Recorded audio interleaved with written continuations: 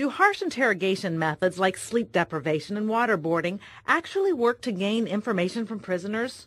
According to psychologists and human rights advocates scrutinizing the techniques used by CIA interrogators during the Bush administration, the answer is no. There was absolutely no evidence to corroborate claims that, torture like waterboarding actually works. A just-published report in the scientific journal Trends in Cognitive Sciences suggests that coercive interrogation actually diminishes the ability to recall and provide detailed information.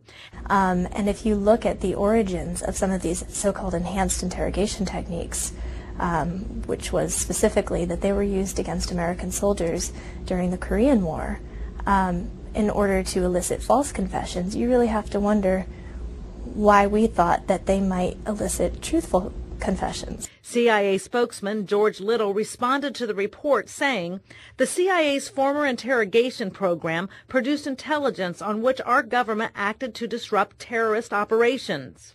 Those are the facts. The author of this study did not, to my knowledge, have direct contact with individuals who had been part of the agency's high-value detainee program." The list of techniques the CIA used included prolonged sleep deprivation, being chained in painful positions, exploitation of prisoners' phobias, and waterboarding, a form of simulated drowning that President Barack Obama has called torture.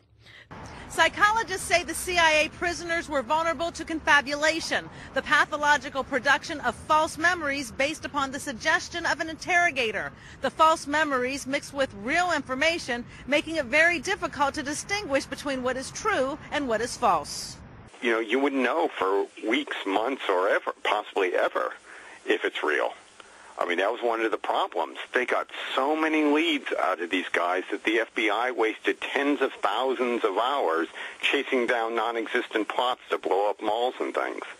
Meanwhile, U.S. Attorney General Eric Holder is continuing the Justice Department's probe into CIA interrogation methods used during the Bush era.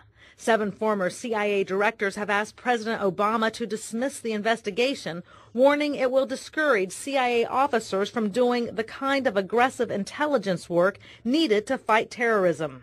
The people engaged in them undoubtedly were well-intentioned. America was attacked. Everybody was concerned about follow-on attacks, so they had good motives. But they clearly stepped out of line. This is an aberrant behavior.